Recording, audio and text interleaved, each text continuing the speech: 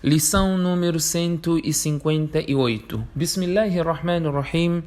Alhamdulillahi Rabbil Alamin. Wa usalli wa usallim ala Rasulillahi sallallahu alayhi wa sallam wa ala alihi wa ashabihi ajma'in azka salatan wa atammu taslim.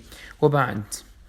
عن ابن عمر رضي الله عنهما أن رسول الله صلى الله عليه وسلم قال: ما حق امرئ مسلم يبيت ليلتين وله شيء يوصي فيه إلا ووصيته مكتوبة عنده، أو كما قال عليه الصلاة والسلام. وفي رواية عن سعد بن مالك رضي الله عنه قال: عادني رسول الله صلى الله عليه وسلم وأنا مريض، فقلت: أوصيت؟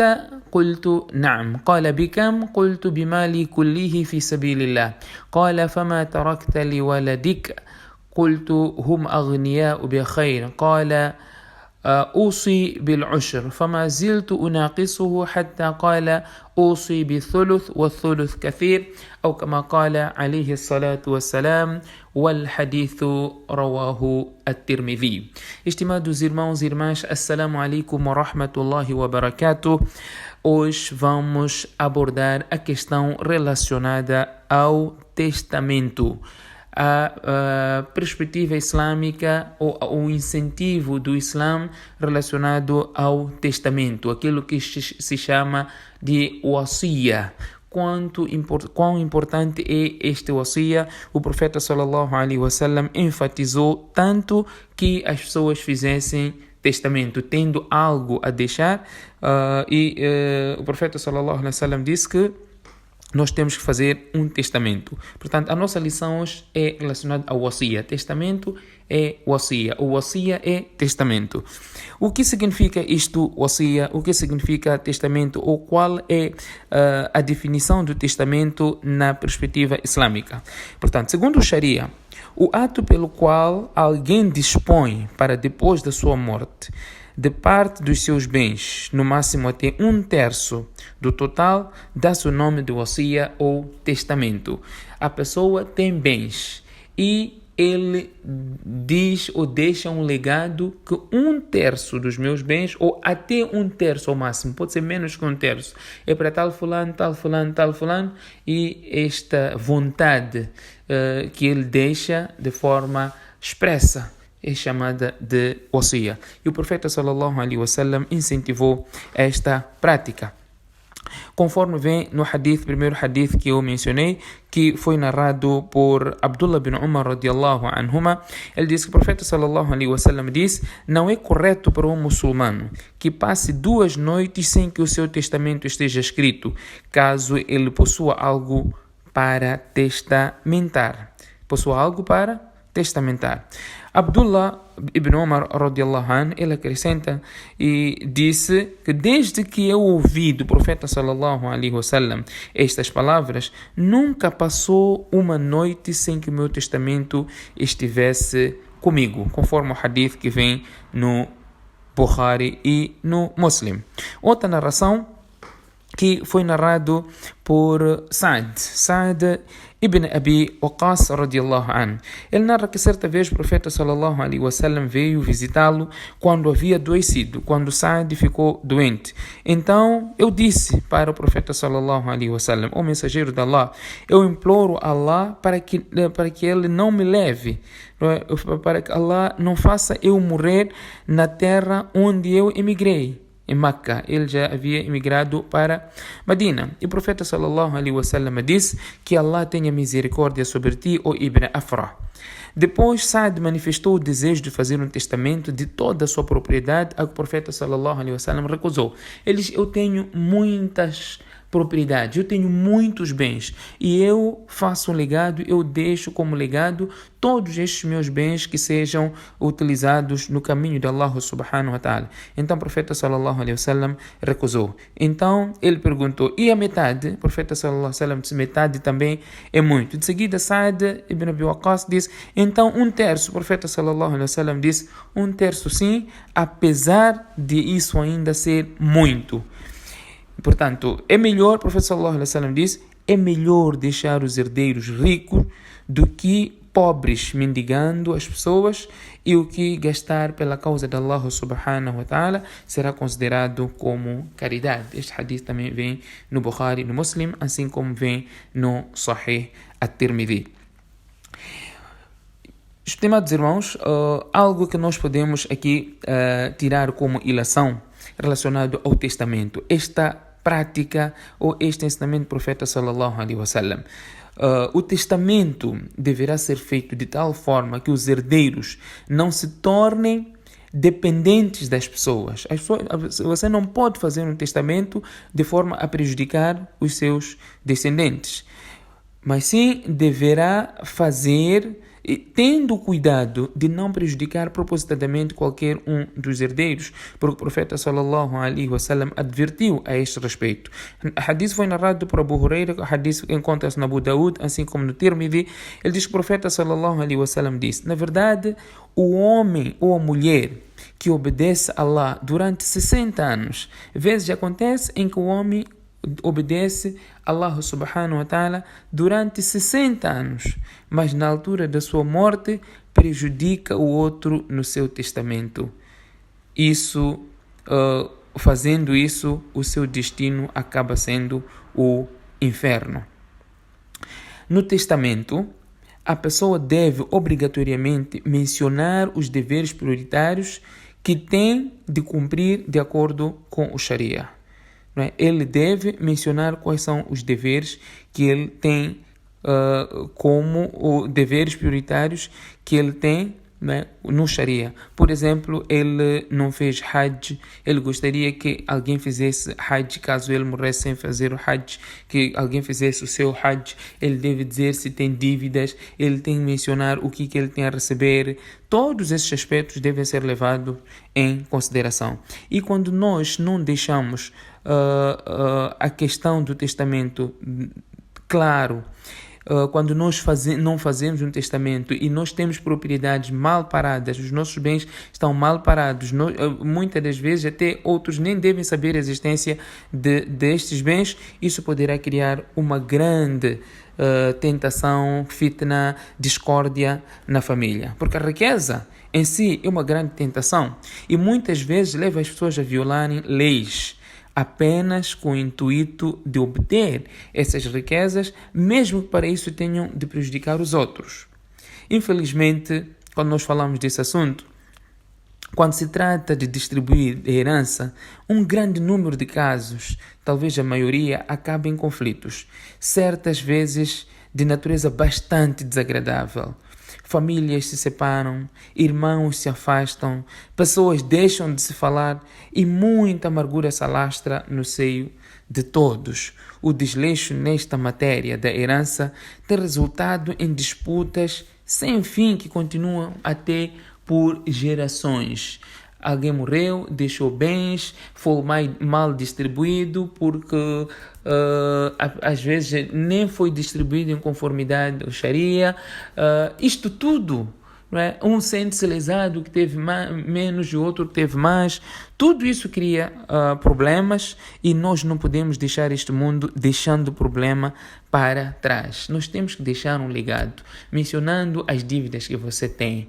Você ganhou esta riqueza, sim, mas você deve mencionar o que você deve às pessoas, o que você tem a receber. Não é? Isto é importante.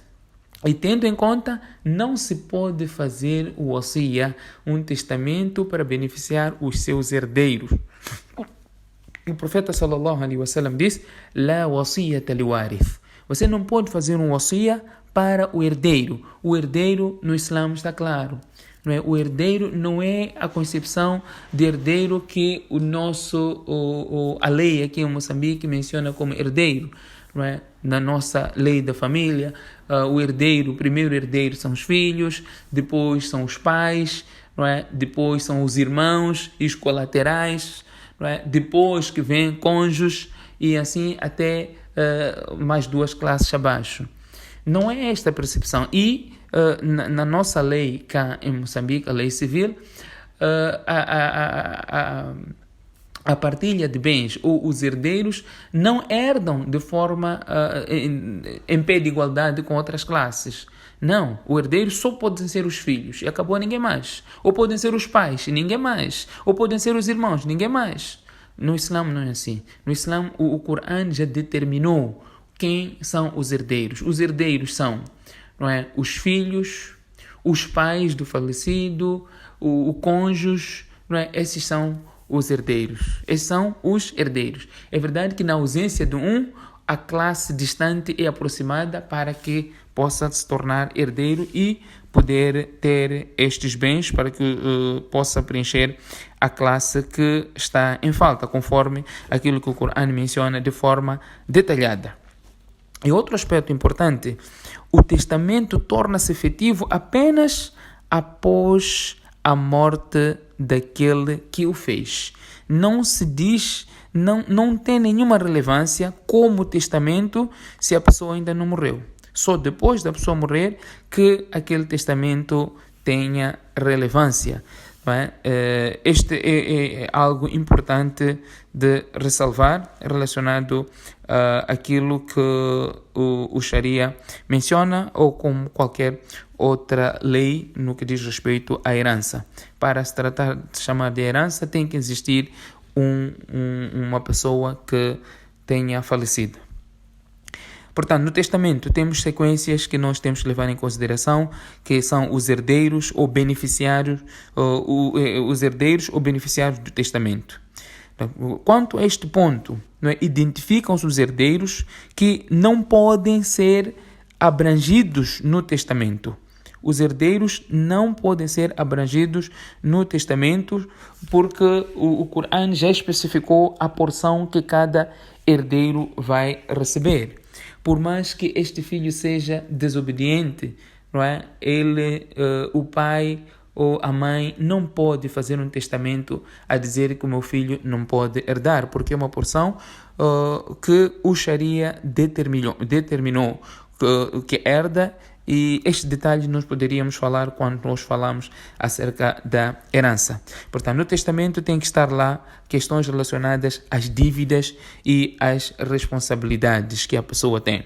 Deve-se obrigatoriamente mencionar as dívidas ou pertenças de outras pessoas, sejam pessoas ou de alguma instituição. O profeta sallallahu alaihi wasallam advertiu bastante a esse respeito.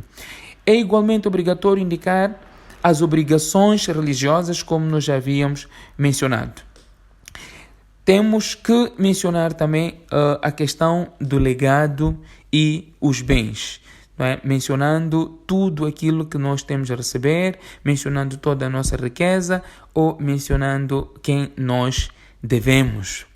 Podemos também mencionar a questão do executor dos bens e o guardião. Podemos mencionar a questão do funeral, não é? A questão do enterro, não é? Que os bens que devem ser aplicados devem ser o bem do falecido, e ele pode mencionar no testamento que quer que o seu funeral, o seu enterro seja de acordo com o Sharia, não é?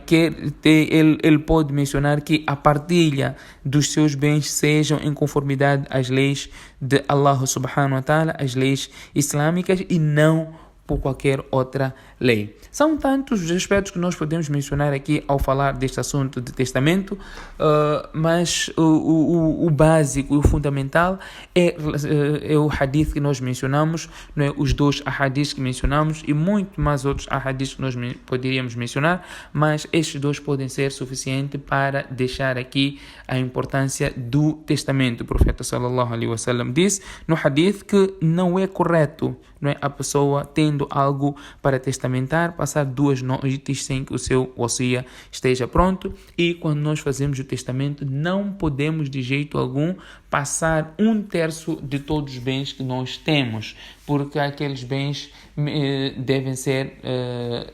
já irão pertencer aos seus herdeiros, mesmo que o seu testamento esteja acima. E uma das coisas que é importante também mencionar, se a pessoa deixou dívida e a dívida abrange todos os bens que ele deixou, a prioridade é pagamento das dívidas. Deve-se pagar as dívidas, se restar alguma coisa, então estes bens poderão ser partilhados. Esta é a preferência que o profeta sallallahu alaihi wasallam disse: a pessoa fica presa por causa da sua dívida. Só será liberta quando a sua dívida for paga. Portanto, os filhos sensatos vão ter primazia, vão dar primazia, preferência, pagar a dívida que o seu pai deixou, que a sua mãe deixou, do que estar a lutar para abocanhar, para usufruir estes bens que de nada mais poderão beneficiar o seu ente querido.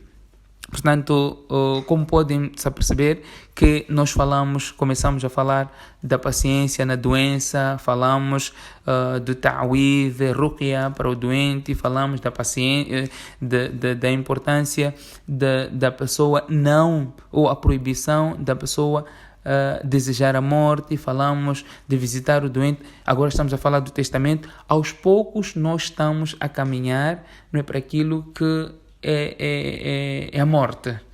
Estamos a caminhar para a morte. Esta é a nossa sequência. Daqui a pouco vamos já começar a falar, não é, o que deve-se fazer perante o moribundo. Esta é uma sequência que nós estamos aqui a mencionar no capítulo de Janaza, que inshallah a partir da próxima lição nós vamos entrar com mais detalhes já relacionado ao mayit ou ao moribundo. Que Allah subhanahu wa ta'ala dê a todos nós o tawfiq. سبحانك اللهم وبحمدك نشهد أن لا إله إلا أنت نستغفرك ونتوب إليك